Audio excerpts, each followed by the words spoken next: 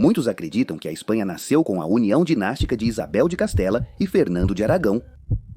De Castela, herdamos o idioma castelhano e de Aragão. Bem, uma das comunidades autônomas da Espanha, cujo idioma não tem status oficial e é falado por menos de 12 mil pessoas. Hoje vamos honrar a memória da coroa de Aragão, que se expandiu pelo Mediterrâneo e desempenhou um papel crucial na formação da Espanha que conhecemos hoje. Você está interessado? Vamos lá? Então, fique até o final do vídeo.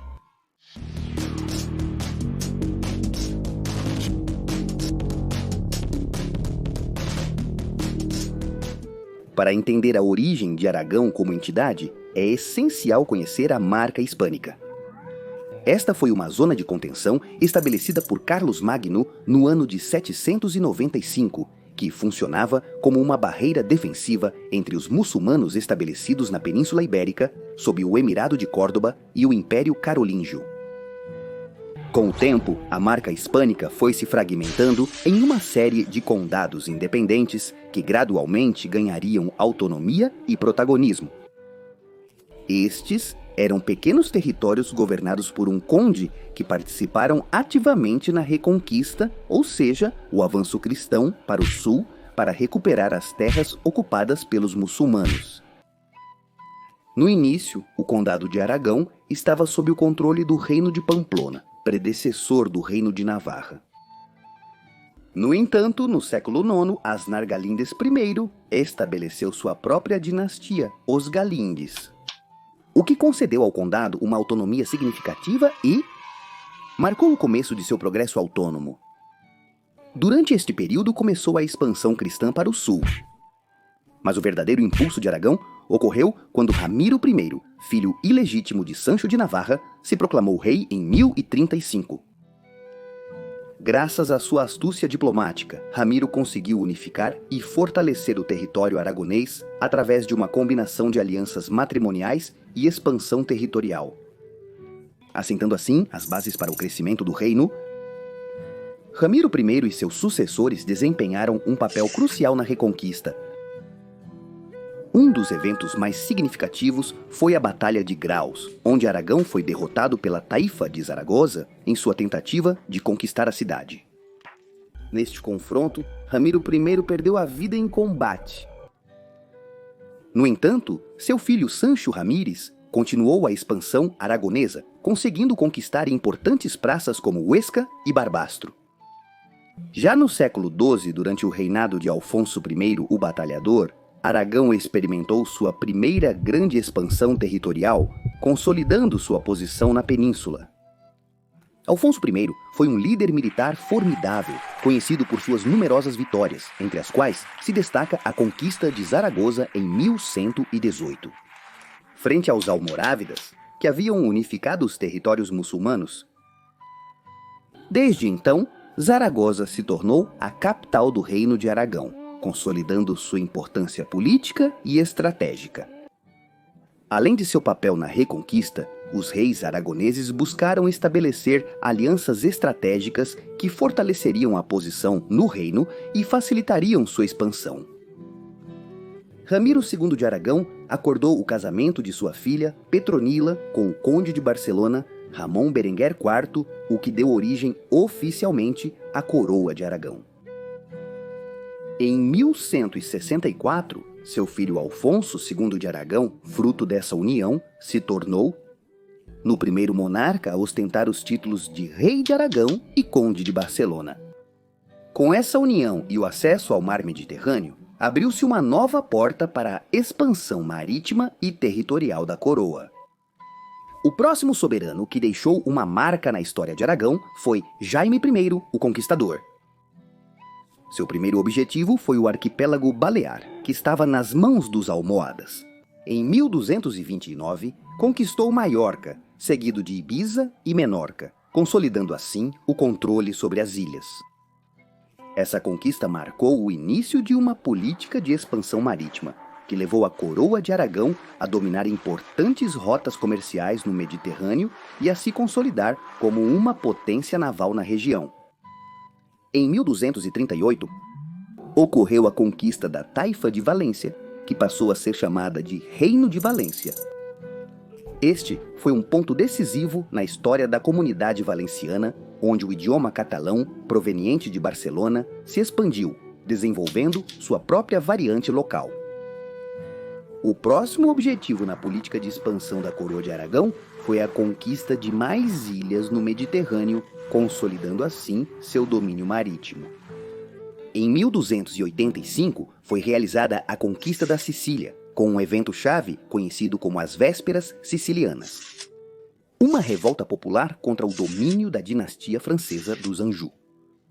Os rebeldes solicitaram a ajuda de Pedro III de Aragão, que invadiu a ilha e foi proclamado rei da Sicília. Posteriormente, em 1311, a Companhia Catalã de Almogávares, uma força mercenária a serviço da Coroa de Aragão, derrotou o Ducado Franco de Atenas, assumindo o controle dos ducados de Atenas e Neopátria, expandindo assim a influência aragonesa no Mediterrâneo Oriental. Em 1324, Jaime II de Aragão dirigiu uma campanha militar contra a República de Pisa, que culminou com a conquista da Ilha da Sardenha.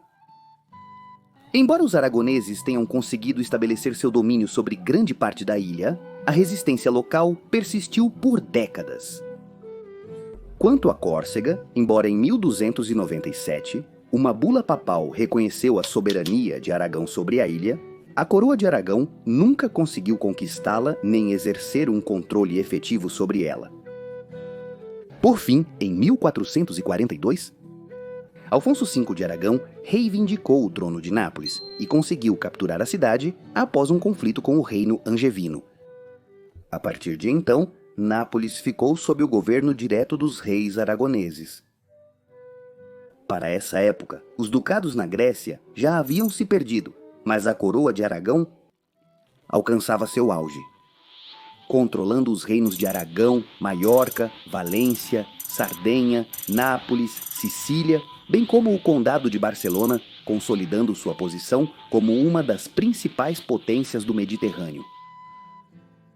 Chegados a este ponto, apesar de seu poder e influência, a Coroa de Aragão começou a perder protagonismo após a decisiva união dinástica dos reis católicos, Isabel de Castela e Fernando II de Aragão. Em 1469, um evento que muitos consideram como o nascimento da Espanha. Embora, em teoria, os reinos de Castela e Aragão permaneceram separados, mantendo suas próprias leis e instituições. A realidade foi que Castela se consolidou como a potência dominante dentro da União, eclipsando progressivamente a influência aragonesa. Um ponto decisivo foi a descoberta da América em 1492 e a expansão para o Atlântico, o que permitiu a Castela, graças à riqueza gerada pelo comércio transatlântico, eclipsar Aragão, cujo poder se havia centrado no Mediterrâneo. Ao longo dos séculos, enquanto Castela se expandia pelo continente americano, Aragão foi perdendo gradualmente suas possessões mediterrâneas, conservando apenas as Ilhas Baleares. Outro fator destacado na decadência de Aragão foi a perda de relevância de seu idioma. Apesar do aragonês ter sido importante nos séculos iniciais da Reconquista, foi deslocado pelo castelhano, que se consolidou como a língua dominante no Reino da Espanha. Além disso, o catalão falado na Catalunha teve uma maior influência dentro da Coroa de Aragão, devido à importância econômica e comercial de cidades como Barcelona e Valência, o que relegou ainda mais o uso do aragonês. Finalmente, após a centralização do poder por parte dos Borbões, após a Guerra de Sucessão Espanhola, Aragão perdeu sua autonomia com os decretos de Nova Planta de 1716, que aboliram seus foros e direitos históricos, integrando-o completamente no Reino da Espanha sob as leis castelhanas. Este fato marcou o fim da Coroa de Aragão. Com a reorganização territorial, surgiram as 4 comunidades autônomas que alguma vez fizeram parte da coroa e que mantêm sua memória histórica no design de suas bandeiras: Aragão, Comunidade Valenciana, Ilhas Baleares e Catalunha.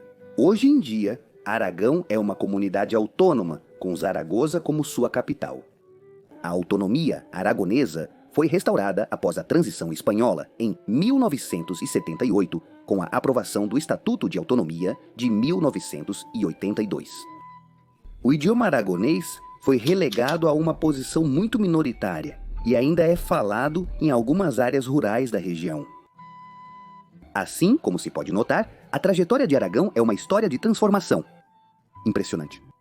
De um pequeno condado da marca hispânica para uma potência mediterrânea, até sua incorporação na monarquia hispânica, onde sua influência perdeu total relevância. Apesar disso, seu legado continua vivo em sua história e cultura. Você conhecia a grandiosa história da Coroa de Aragão? Deixe seu comentário e inscreva-se no canal. Além disso, deixo minhas redes sociais na descrição. E caso queira ver os novos vídeos em pré-estreia e ter uma maior interação comigo, suas doações no Patreon, Una Manitonet ou como membros do canal são bem-vindas. Até a próxima!